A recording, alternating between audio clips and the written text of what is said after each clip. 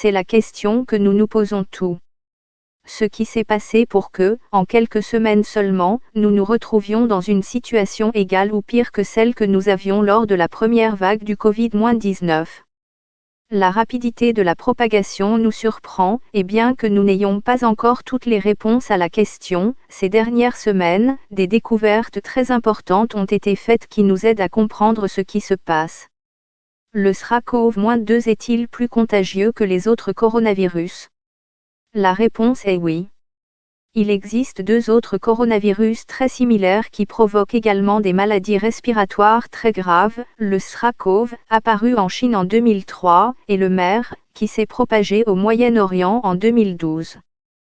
Tous 2 ont eu un taux de létalité beaucoup plus élevé que le SRAS-CoV-2, 35% des patients atteints de MERS sont décédés, mais leur infectiosité était beaucoup plus faible. Malgré les craintes initiales, les 2 foyers ont été éteints sans provoquer la redoutable pandémie. Mais, s'ils sont si semblables, pourquoi le coronavirus actuel est-il si hautement contagieux, alors que les autres ne l'étaient pas ? La réponse réside dans l'insertion de 4 acides aminés. Un virus agit en fait comme un parasite qui doit être introduit dans une cellule pour se répliquer. Pour y pénétrer, il s'attache à une molécule présente à la surface de la cellule, son récepteur, et, une fois ancré, ce récepteur agit comme un cheval de Troie en s'internalisant et en entraînant le virus avec lui dans la cellule. Pour cela, il est nécessaire que le virus et la membrane cellulaire fusionnent, et là certaines enzymes, protéases, jouent un rôle clé en favorisant ce processus. On pourrait penser que le SRAS-CoV-2 est beaucoup plus infectieux que ses 2 autres proches parents parce qu'il utilise un récepteur ou des protéases différentes. Ce n'est pas le cas.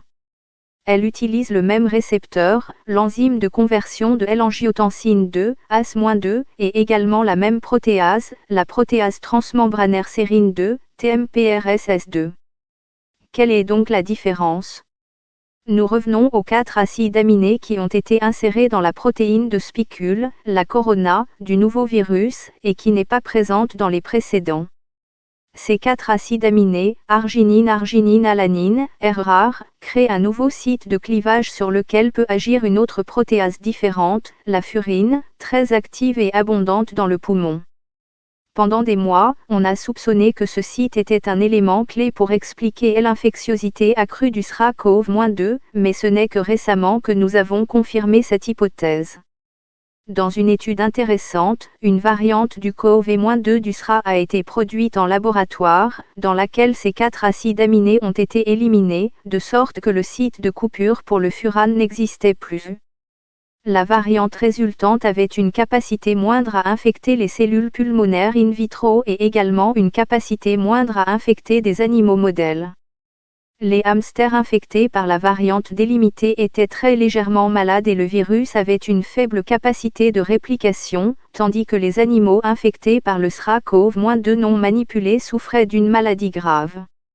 Par conséquent, ce site de coupure de la furine, les 4 acides aminés insérés, confère au virus causant le Covid-19 une infectivité beaucoup plus importante que celle de ses prédécesseurs de 2003 et 2012. Mais ce n'est pas tout. Des données très récentes ont montré que, suite à la coupure pour le furan, un deuxième site est créé dans le SRAS-CoV-2, également absent dans ses prédécesseurs, qui favorise l'infection en interagissant avec une nouvelle molécule, la neuropiline, qui aide encore plus l'entrée du virus. Ces données expliquent pourquoi le virus est plus infectieux que les précédents, mais la progression de la maladie semble maintenant beaucoup plus rapide qu'au printemps. Que s'est-il passé ? Eh bien, le virus s'est transformé, et cette fois en un seul acide aminé, l'acide aminé 614 de la protéine du spicule, initialement un aspartate, et maintenant une glycine. C'est ce qu'on appelle la mutation D614G. Elle a commencé à être identifiée en Europe fin février, et en avril, la plupart des virus en circulation contenaient déjà cette variante désormais hégémonique sur le continent. La logique indiquait que ce changement minimal, un acide aminé pour un autre, était suffisant pour conférer une infectiosité beaucoup plus grande puisque la variante mutée avait réussi à déplacer complètement l'original. Cela devait être démontré en laboratoire. Et, en effet, cette variante est beaucoup plus efficace pour infecter différents types de cellules. Le plus important, c'est que les animaux le soutiennent également.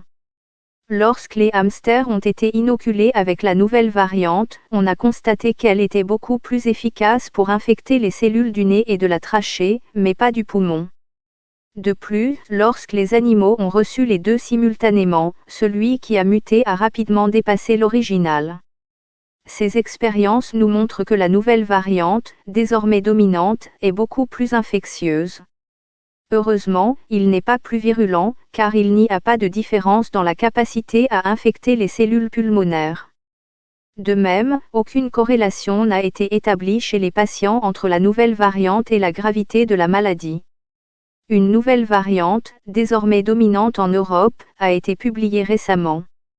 Des scientifiques espagnols et suisses ont découvert une nouvelle mutation, qui est ajoutée à D614G, et qui résulte à nouveau du changement d'un acide aminé, l'alanine 222 dans le spicule remplacé par une valine, mutation. Il a été détecté dans 7 échantillons espagnols et un néerlandais obtenu le 20 juin. Le 18 juillet, il était au Royaume-Uni, le 22 juillet en Suisse et le 23 juillet en Irlande. En Nouvelle-Zélande, c'était le 22 septembre. Bien que la signification biologique de cette variante ne soit pas encore connue, il est possible qu'elle confère au virus une capacité infectieuse encore plus grande en raison de sa propagation rapide. Pour expliquer cela, il y a des éléments liés au virus et d'autres au comportement social.